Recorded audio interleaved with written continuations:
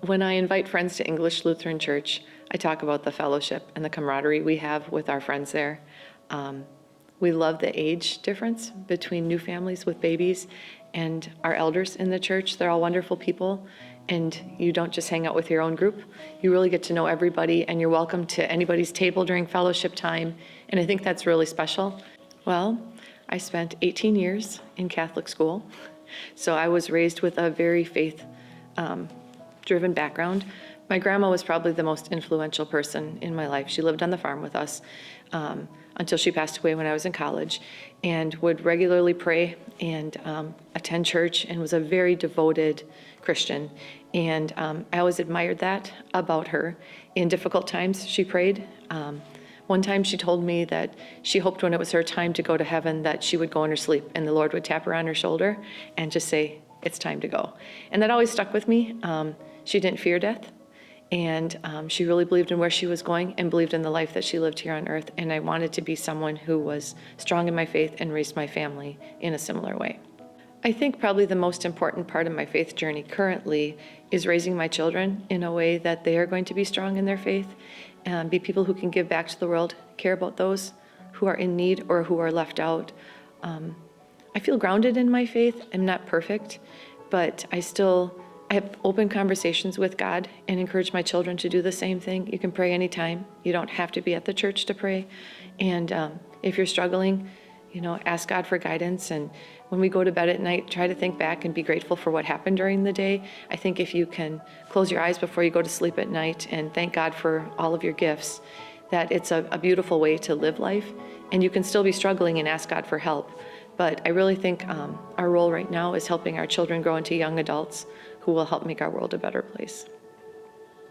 I think in terms of justice that I really believe Jesus surrounded himself with all different types of people, and he chose not to judge and tell people how bad and how awful they were, but he chose to live his life in a way that he wanted others to emulate by loving everybody, regardless of what they had done, what sins they had committed.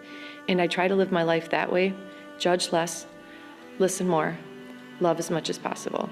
And I think that's really what Jesus wants us to do, and that's what I would hope that we're raising our kids to do as well. Thankful living to me is being grateful for all of the blessings and the gifts that you have. I think so often as Americans, we wish we had what other people have, or we wish we had more. But just taking a step back and looking at the beautiful home that you live in, or the wonderful friends and family that you have, your good health, if you're able just to take a step back and think about how grateful you are instead of how you wish you could have more, it really helps to live a grateful life.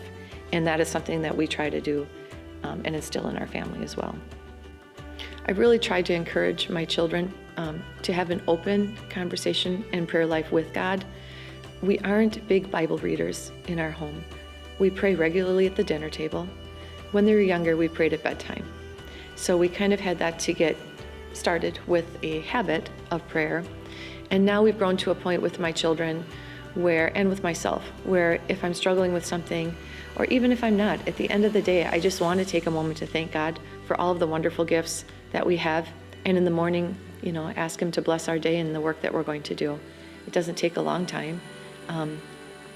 I would actually like to study the Bible more and become more learned in understanding the Bible. It's one of the things I like about coming to English Lutheran Church is I feel like I'm educated with our sermons too.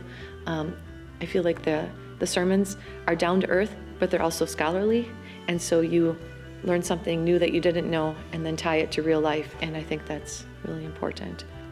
I think an important piece of stewardship is recognizing that there are different times of our life when we can give differently to the church. There might be times that financially we're more blessed and maybe can financially support the church more. Or there might be times when you have children in elementary school that you can volunteer and help with the Sunday school Christmas program or teaching Sunday school. I think there are different points in our lives where we have different ways that we can give to the church of our times and talents. And there might be times in our lives when we are at a better place to give financially to the church, and just recognizing we are the church. Without our volunteers and without people that are financially able and willing to support our church, we wouldn't have the English Lutheran Church that we have today. And we're so grateful for all of the people, for the gifts that they do bless English Lutheran Church with each year.